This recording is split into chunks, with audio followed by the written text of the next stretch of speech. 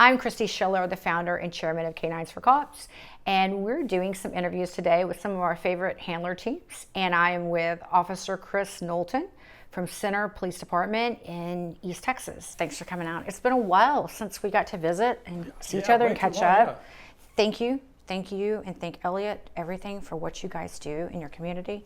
Just wanted to kind of get a feel, what's been happening since the COVID pandemic? What's been happening prior to that? Is crime up in your part of Texas?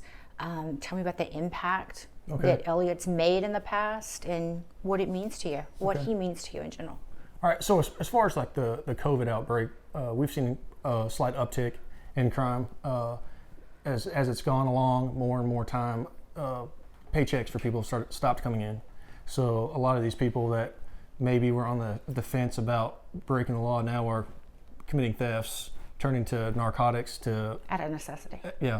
Turning to narcotics to fill that emotional void that they're going through. So to combat that, luckily we have K9 Elliot, which you so generously gifted to our department. He's been phenomenal. His impact just for our community is you can't put in words. I mean, the kids love him. It's really bridged the gap between us and the youth of the community, which in turn has built a pretty good bridge between us and their parents. And you know you're doing your job when your wife sends you a snapshot of a Facebook post where someone's warning the community, you know, in the hood about you and your handler. I mean, you and your canine being out there. It's, you know, it's said. Well, crime doesn't stop. Yeah, exactly. Why should we? Yeah. So as far as with the COVID uptick, from a law enforcement aspect, it is getting harder for us because as the COVID goes on, you know, not a lot of money's going in from a lot of businesses, so they stop the donations that we used to receive, the support we would normally receive from the community to help us subsidize a lack in our funding to get items such as K9s or any other equipment that we may need is kind of starting to dry up. The foundation. Yes. Do you find too, since a lot of counties have maybe pre-released prisoners due to the COVID, that crime's gone up from that aspect? Yes. Our county, for example, in Shelby County, they've released everybody that's not considered, if they're non-violent, they've been released, even if they have a history of being violent. And then you look at it from at a state aspect, and you see Harris County's done the same thing. I mean, they're letting people that have shot at police out and everything else. So there's no choice but crime to go up because these people are back in the communities. It's not like just because they were released from jail that they've changed overnight. Now, what does it feel like to you when you know that crime and tension is at a height as it is right now? When you go out on the streets and you have Elliot by your side, he's pretty smart, but he doesn't read the news or watch the news. What does it feel like for you having him by your side? It's like Superman with his cape. Elliot's my cape, and probably most of the Superman part too. You get out there, you know you get to do your job, but you know that you have backup right there for you, and you have someone you can talk to that's not gonna go and tell anybody else what you're saying. So you see a lot of things, unfortunately, in law enforcement that's not the best in the world, and instead of putting those type of things in the ears of my wife when she already sees and hears enough as it is, you know, Elliot's like your best friend. You vent to him. Part-time therapist. Yeah, exactly. Part-time therapist. He loves you. You know, he loves me just for being me. I always say that they never ask for overtime. They never ask for hazard pay. They never say I'm hungover or I have the flu. All of it, they will do it for the love of what they do and for the love of a tennis ball. Yep, exactly. He'll go above and beyond. They don't care how you vote, what your zip code is, what your net worth is. Yep. Just do what Dad wants them to do, and I'm here to protect you. Yep.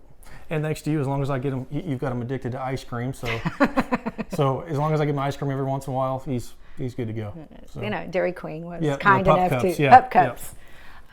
So where do you see this moving forward? Where do you see the K9 program in your county? Can you give us some examples of maybe like times that you were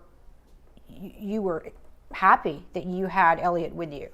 Well, you and I have spoken versus in the past before when you didn't have. Yeah, you and I spoke before. You know, where Elliot actually saved my life. Right. You know, we got into a high-speed pursuit with an Aryan Brotherhood member, the guy that I already knew to be an Aryan Brotherhood member. And long story short, I had to pit the vehicle, and the guy takes off running, and he runs into the woods, and Elliot's right behind him, and I'm right behind Elliot.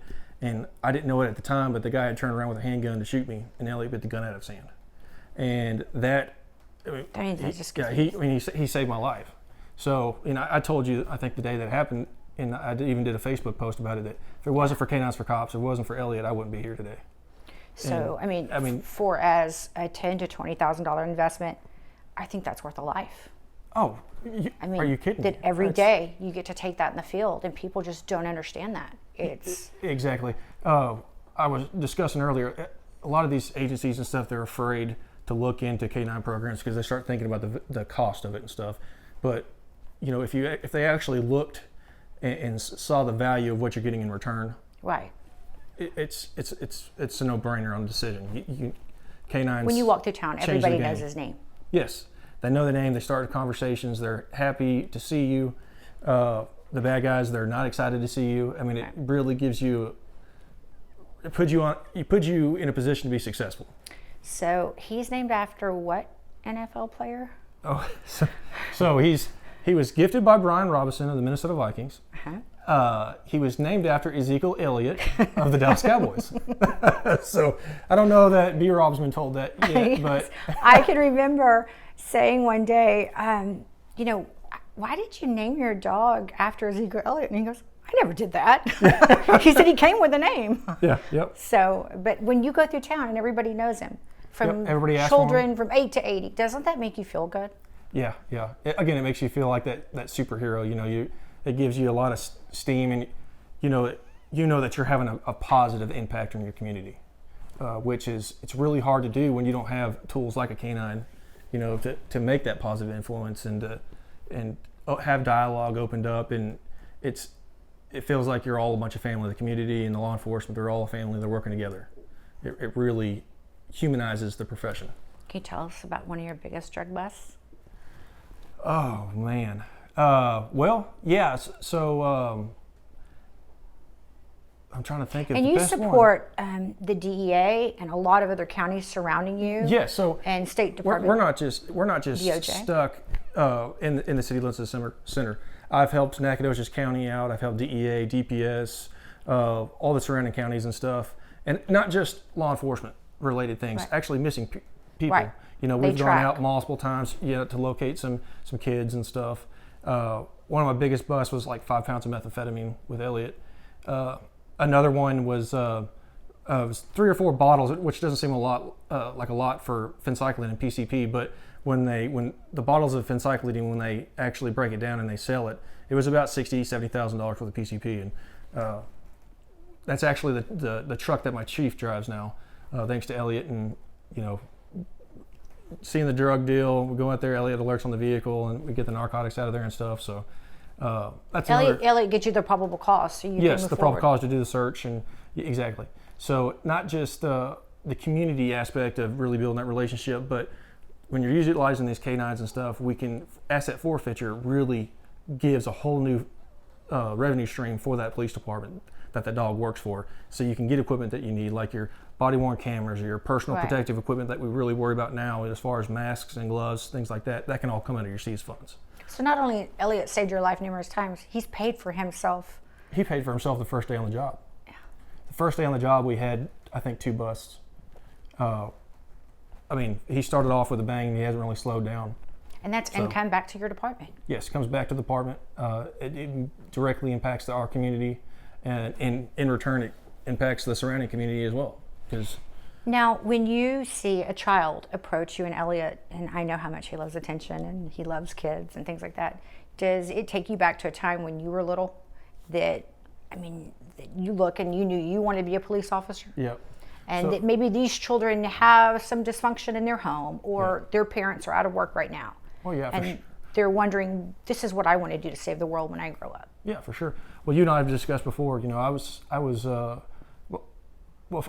raised in foster care, and before getting in foster care, I lived with a mother who was a drug addict and an alcoholic, and had an officer actually come to me in school one day, and I guess because the teachers kind of knew something was going on, and the cop came and talked to me, and I just remember him being really nice, and he said, if you see your mom do anything bad again, you call me and I'll come to you. and it wasn't very far in the future where I saw my mom shooting up with heroin, and so I called him, and sure enough, he showed up. He wasn't even on duty. I remember that because he was just wearing regular clothes, and the other officers were there. And how old were you? I was probably in the 3rd grade, I think. Wow. About in the 3rd grade, yeah. So, to that day, I mean, that officer saved my life. It gave me another shot at life, because had I not been put in foster care, there's no way I'd be where I am now. And I knew from that moment on I wanted to be in law enforcement. I wanted to help. And save more lives. If I can impact one kid the way I was impacted by an officer, then my life is worth it. I mean, I fulfilled, what I think is probably the greatest accomplishment, to be able to push that legacy on, give someone else a chance, and see the good in the world. And maybe that person's going to be a doctor that finds the cure for the COVID, or maybe they're going to be some politician that gets world peace. It's just, you never know what the possibilities are endless. So, so when the kids approach me and to see their face light up, you see that in their eyes. And if I just pray to God, if I'm impacting, or if Elliot can impact that kid and they want to be a K9 handler, we always can use more officers. Right. It's not exactly a profession that a lot of people are wanting to jump out and get into. So you get a lot of it's due to budget cuts. Yeah, but exactly. You don't have the money for the manpower and stuff, and for the dog and for the training. And K9s4Cops provides not only the tool of the dog, but the training throughout your career. Exactly. And so at no cost to the department. Yes, to this day, if I want to do additional training down, like in Harris County, for example, or SWAT training, whatever, no cost. I call up, Sergeant Chris Moore. He says, "Come on down," and the training that they do down there is at a whole nother level than what I'm capable of locally, because we just don't have the budget and the resources to train the way that they're training. So to go down there, it doesn't cost my department anything. We go down there, we get some really good training in, and it's not just the training that really benefits K9 handlers through K9s4Cops. It's the community, the camaraderie. It's a family. Right. When that word can get thrown around a lot in different scenarios, but it truly is a family. I haven't met one person in K9s4Cops that is a part of it that would not help you with anything, whether it's law enforcement related or not. So that just helps out that much more. And it's been a phenomenal experience that I hope to keep rocking and rolling with, because the work that you've done is phenomenal. Well, you and Elliot are just like the poster children for the ambassador for what we envision. And, at times I know I get frustrated wondering if I'm making a difference or making an impact. And you've talked me off the ledge, said, keep doing what you're doing. It's working. Keep doing what you're doing. Yep. And, sometimes the donations slow down. And then right when you think you're at the end of the ledge, somebody will show up or anonymously send a check that you go, okay, maybe somebody else sees the good in this. Exactly. I don't see how you do it. You're our rock star for law enforcement. There's no doubt about it. Like you said, hard times, it definitely is getting harder with budgets and stuff. But somehow you're able to get out there, and you're getting people to listen to you and see the need. Just want people to understand that, of course, we stand with our communities during COVID, and we don't know what's going to happen in the future, but that your community, we want safe. We want safe ones. We want safe schools. Kids are bringing dope into schools, and guns. Yep. And which way do you want to have your life? Do you want to live on lockdown, or do you want to go on? And I think we all want to go on. But it just goes to show that these dogs are making a difference. Yes. And again, a $15,000 dog has saved your life, has saved other people's lives, and inadvertently it's built because that dog's taking dope off the street. Well, yeah, think of it this way. One canine hits, let's say it's only a pound of methamphetamine down in Houston. Well, where's that dope going? All over the country. Right. That could, possible overdoses is what that just stopped. Possible, that could be a kid's first time ever trying narcotics, and had they got that dosage of methamphetamine, they would have become an addict. Can you put a price on that? Right. I don't think you can. I think $15,000, $20,000 for a dog to save countless number of kids' lives, I'd pay that every day of the week that I could. Yeah. For sure. We're losing, over excess of 50,000 people a day to opioid crisis. Exactly. And it's scary to me because it can be right in your home and you not know it. Yep. Maybe it's kids starting out, in mom's or dad's prescription cabinet. Yeah, for sure. And next thing you know, it's something on the street. Somebody's trying to offer them something, and if you sell this for me, I can get you this. And then it only takes a little bit, and they're addicted, and then there goes their future. Yep. Well, I just can't thank you enough for what you've done, Elliot done. Like I said, you guys are rock star ambassadors for us, and just thank you. Thank you for fighting the fight.